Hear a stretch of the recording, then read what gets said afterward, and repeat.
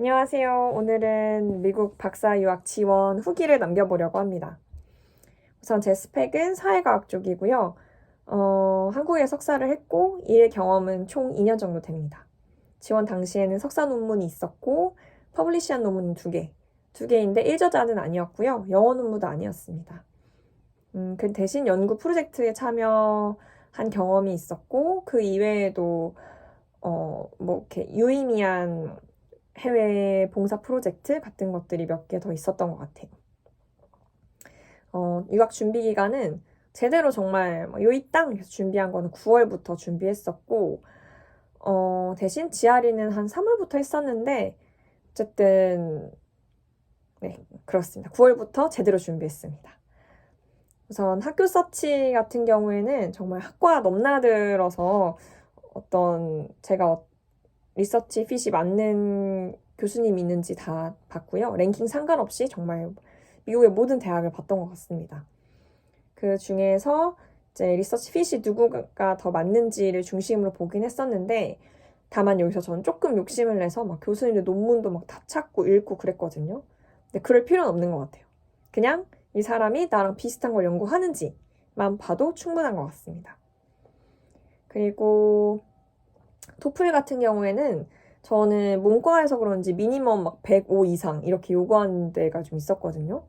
그래서 그걸 맞추려고 노력을 했고, 그리고 미니멈이 105 뭐 이렇게 높지 않아도 스피킹을 26점 이상한 요구하는 데가 좀 있었어요. 그래서 이거를 좀 맞추려고 시간을 많이 썼었습니다. 그리고 GRE 같은 경우에는 아까 막 얼버무렸는데 그냥 안 냈어요. 그러니까 11곳 중에 GRE가 required 된 데는 한 곳이었거든요. 그냥 한 곳엔 냈는데 어쨌든 점수가 생각보다 오르지 않았고, 그리고 너무 시간을 많이 투자해야 돼서 저는 뭐 그럴 시간까지 없었거든요. 그래서 그냥 좀 안 냈습니다. 안 냈는데도 결과는 괜찮았어요. 아마 GRE 때문에 붙고 떨어지고는 아마 거의 없을 것 같아요. 왠지 사회과학에서는.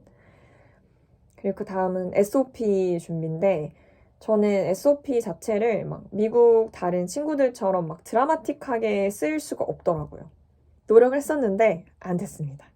안 됐어요. 그래서 또 막 뭐 한국에서는 막 상 주고 이런 거 많이 없잖아요. 막 장학금도 막 후하지도 않고. 그래서 막 그런 막 그래서 제가 뭘 받았습니다. 막 이런 성취도 그냥 없었죠. 없어서 그냥 저 있는 그대로 썼어요. 어떻게 하다가 이 분야를 이렇게 하게 됐는지, 그리고 이 연구를 통해서 뭘 알게 됐고, 이게 더 궁금해서 뭘 했고, 뭐 일하다가 뭐 이런 궁금해서 뭘 해봤다. 이런 식으로 이제 그 어떤 관심사, 그리고 앞으로 또 뭘 하고 싶은지 중심으로 작성했습니다. 총 4달 정도 걸렸고요. 나름 2가지 버전을 준비했었는데, 그냥 있는 그대로 그냥 써내는 게 제 정답인 것 같아요. 뭐 어떻게 고치려고 해도 저는 잘 안 되더라고요. 그냥 솔직하게 이렇게 써도 리서치 핏이 맞으면은 어쨌든 합격을 시켜주는 것 같긴 했거든요. 그렇습니다. 그리고 네. 교수님들 컨택 같은 경우에는 저는 안 했어요. 왜냐면 컨택을 할 때 그 당시에 저 SOP도 다 안 썼을 때거든요. 그래서 그때 내가 준비되지가 않았고, 또 혹시나 인터뷰 들어오면은 뭐 그때 진짜 연습 안 했을 때거든요. 오히려 악효과가 있을 것 같아서 안 했고, 그리고 또 사회과학 같은 경우에는 막 랩실이 막 명확히 있거나 뭐 그런 경우가 아니면 미리 막 컨택을 한다고 해서 그게 막 어떤 어드미션 커미티? 그런 속해 있는 교수님이 아니면 크게 뭔가 득이 되거나 그런 분위기는 아닌 것 같았어요. 그래서 안 했습니다. 실제로 미국에서 이렇게 박사 붙은 사람들 이야기 들었을 때 의외로 컨택을 안 하신 분들 꽤 많더라고요. 물론 눈도장 찍으면 좋지만 그게 꼭 해야 되는 건 아니다. 그런 것 같습니다. 제 개인적인 생각입니다. 그리고 추천서 같은 경우에는 전 총 4분께 부탁을 드렸고요.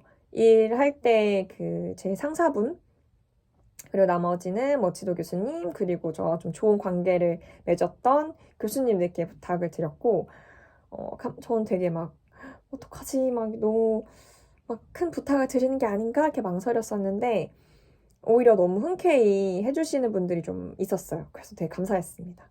나도 다 이렇게 추천서를 받아서 유학을 했고 이렇게 아이들 가르치고 있다. 너는 이런 걸 나에게 부탁하는 건 당연한 일이다. 이렇게 해주셔가지고 너무 감사하게 이렇게 추천서를 다 문제없이 낼 수가 있었고 대신에 이 추천서를 부탁드릴 때 학교 리스트를 정말 엑셀에 예쁘게 정리해서 데드라인 언제인지 그리고 계속 리마인드 해드리면은 또 여러분들도 큰 어려움 없이 잘 어플리케이션 잘 끝낼 수 있을 것 같습니다. 그리고 인터뷰는 저는 총 11곳 지원해서 5군데 붙었거든요. 저는 인터뷰를 막 다 봐야 되는지 알았는데 제가 붙은 곳 중에 3곳은 인터뷰를 안 보고 붙었고요. 한 곳은 비디오 인터뷰라고 해서 미리 질문지를 받고 제가 열심히 연습해서 비디오를 찍어서 보내는 형식이었고요. 그리고 한 곳은 줌으로 하는 화상 인터뷰였는데 화상 인터뷰도 5분 봤어요. 5분. 그냥 여기 왜 지원하려고 하냐, 어떤 거 관심 있냐, 뭐 하고 싶냐, 질문 있냐 이 질문으로 그냥 끝났던 인터뷰였고 근데 막 인터뷰를 안 본 데는 랭킹이 낮아서 이게 절대 아니고요. 그냥 핏이 진짜 어떤 서류상에 잘 보이면은 굳이 인터뷰를 보지 않는 것 같았어요. 근데 인터뷰 본 데는 이 조금 맞긴 한데 애매한데 하는 곳에서 인터뷰를 보더라고요. 어쨌든 그렇습니다. 그렇게 받게 되었고 네, 그래서 이제 저는 출국 준비를 하고 있습니다. 제가 좀 짧게 이렇게 좀 정리를 해봤는데 혹시나 이 중에서 좀 더 궁금한 점이 있으시면은 댓글로 남겨주세요. 그럼 제가 할 수 있는 한 좀 이렇게 댓글을 남겨보겠습니다. 어쨌든 저도 유튜브를 통해서 정보를 정말 많이 얻을 수 있었거든요.